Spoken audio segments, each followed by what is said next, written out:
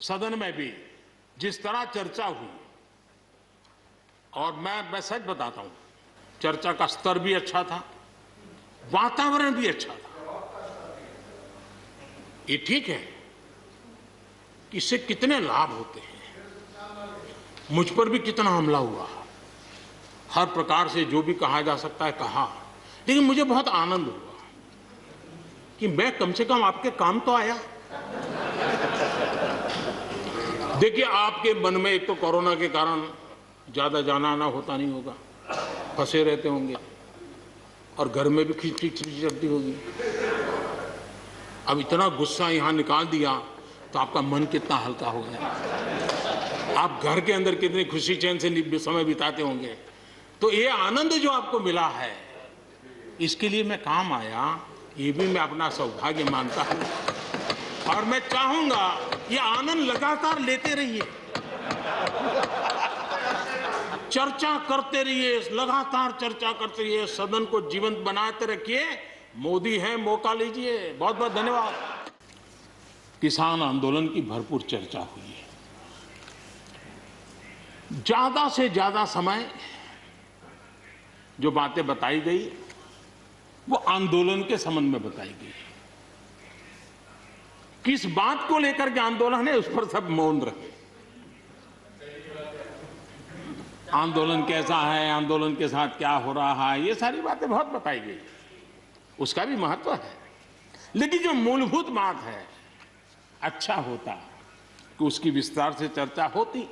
वैसे हमारे माननीय कृषि मंत्री जी ने बहुत ही अच्छे ढंग से कुछ सवाल भी पूछे हैं, उन सवालों के जवाब तो नहीं मिलेंगे मुझे खात्री है, लेकिन उन्होंने बहुत ही अच्छे ढंग से इस विषय की इस सदन में चर्चा की है। मैं आदरणीय देवेगौड़ा जी का बहुत आभारी हूं कि उन्होंने इस पूरी चर्चा को एक गांधीर्य दिया, और उन्होंने सरकार के जो अच्छे प्रयास है उसकी सराहना भी की, क्योंकि वो किसानों के लिए समर्पित रहे हैं जीवन भर, और उन्होंने इस सरकार के प्रयासों की सराहना भी की, और उन्होंने अच्छे सुझाव भी दिए। मैं आदरणीय देवेगौड़ा जी का हृदय से आभार व्यक्त करता हूं। आदरणीय सभापति जी, खेती की मूलभूत समस्या क्या है, उसकी जड़ें कहां है, मैं आज पूर्व प्रधानमंत्री चौधरी चरण सिंह जी ने जो विस्तार से वो बताया था, उसी का जिक्र करना चाहता हूं। बहुत लोग हैं जो चौधरी साहब की विरासत संभालने का गर्व करते हैं, वो जरूर इस बात को समझने का शायद प्रयास करेंगे।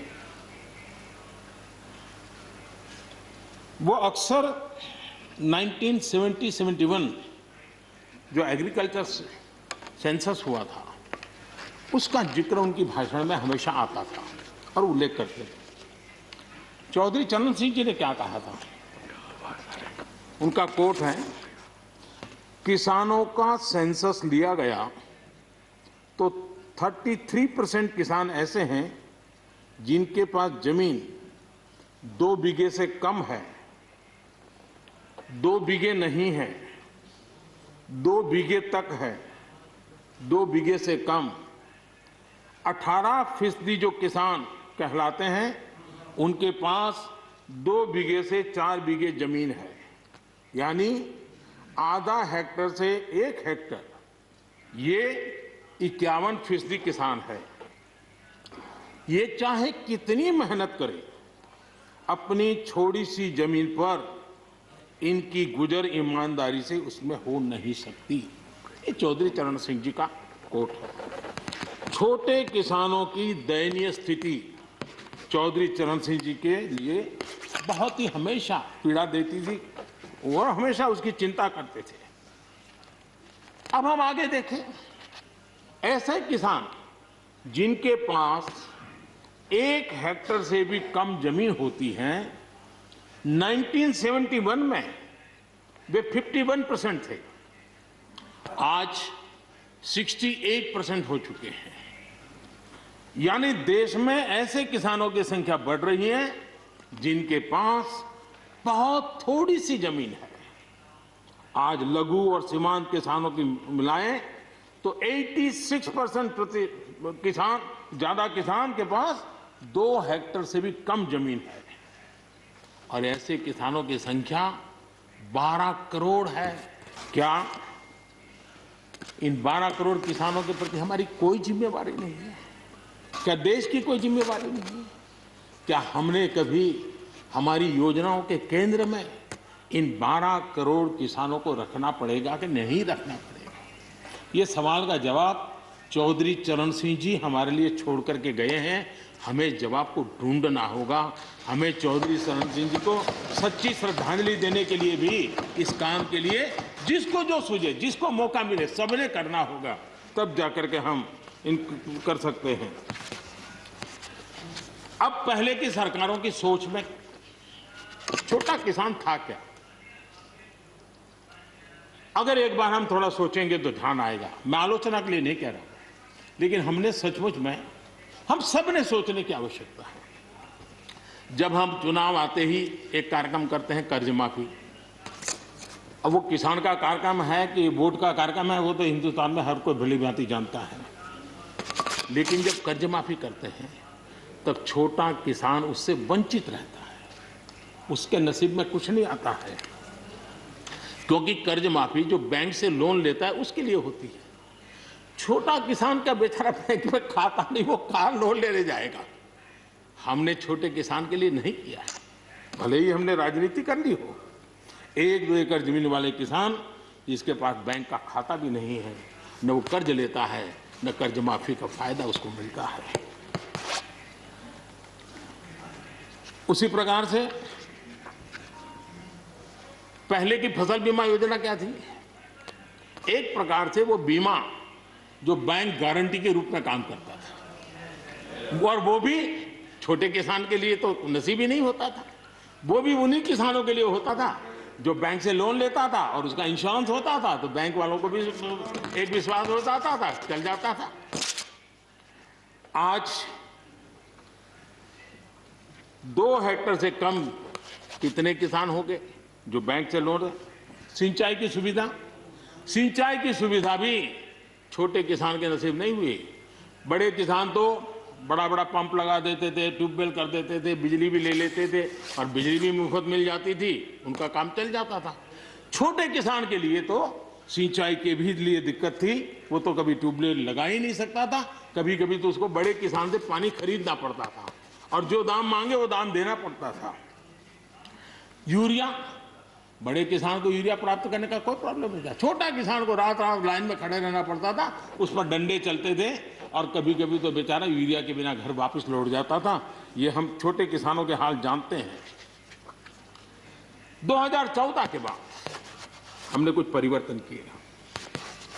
हमने फसल बीमा योजना का दायरा बढ़ा दिया ताकि किसान, छोटा किसान भी उसका फायदा ले सके, और बहुत मामूली रकम से ये काम शुरू किया और पिछले 4-5 साल में फसल बीमा योजना के तहत 90,000 करोड़ रुपए, छोटी रकम नहीं है, 90,000 करोड़ रुपए उसके क्लेम किसानों को मिले।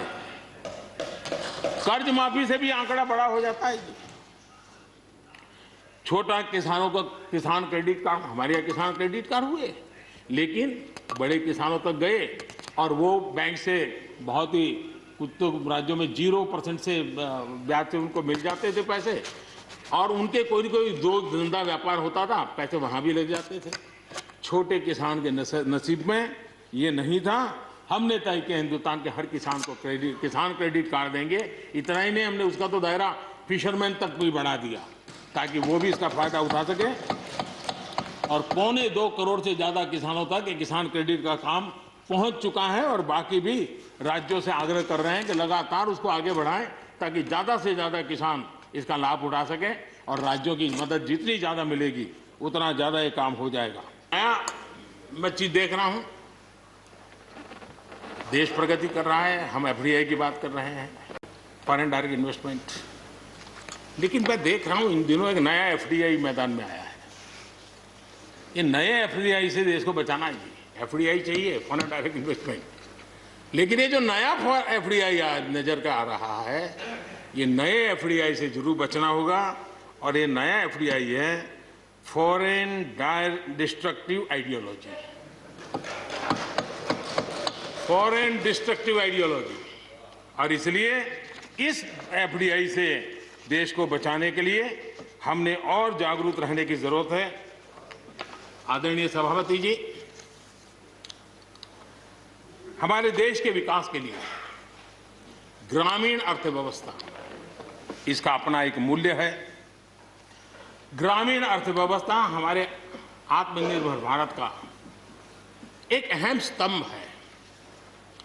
आत्मनिर्भर भारत ये किसी सरकार का कार्यक्रम नहीं हो सकता है और होना भी नहीं चाहिए। ये 130 करोड़ देशवासियों के संकल्प होने चाहिए। हमें गर्व होना चाहिए और इसमें कोई दुविधा नहीं होनी चाहिए। और महात्मा गांधी जैसे महापुरुषों ने हमें यही रास्ता दिखाया था। अगर हम वहां से थोड़े हट गए हैं तो वापस उस पटरी पर आने की जरूरत है और आत्मनिर्भर भारत के रास्ते पर हमको बढ़ना ही होगा। गांव और शहर की खाई को अगर हमें बांटना है तो उसके लिए भी हमें आत्मनिर्भर भारत की ओर बढ़ना ही होगा। दौर में सीमा पर भी चुनौती देने की कोशिश हुई। हमारे वीर जवानों के हौसले और कुशलता ने सटीक जवाब दिया है और हर हिंदुस्तानी के इस बात का गर्व होना चाहिए। मुश्किल परिस्थितियों में भी हमारे जवान डट करके खड़े रहे हैं। तमाम साथियों ने भी हमारे जवानों के शौर्य की सराहना की है, मैं उनका आभारी हूं। एलएसी पर जो स्थिति बनी है उस पर भारत का रुख बहुत स्पष्ट है और देश इसको भली भांति देख भी रहा है और गर्व भी कर रहा है। बॉर्डर इंफ्रास्ट्रक्चर और बॉर्डर सिक्योरिटी को लेकर हमारी प्रतिबद्धता में किसी प्रकार की ढील आने का सवाल ही नहीं होता है, गुंजाइश ही नहीं है। और जो लोग हमारा लालन पालन और हमारे विचारों का हमारा उछेर देखते हैं वो कभी इस विषय में हमें सवाल ही नहीं करेंगे। उनको मालूम है हम इसके लिए डटे हुए रहने वाले लोग हैं और इसलिए हम इन विषयों में कहीं पर भी पीछे नहीं हैं।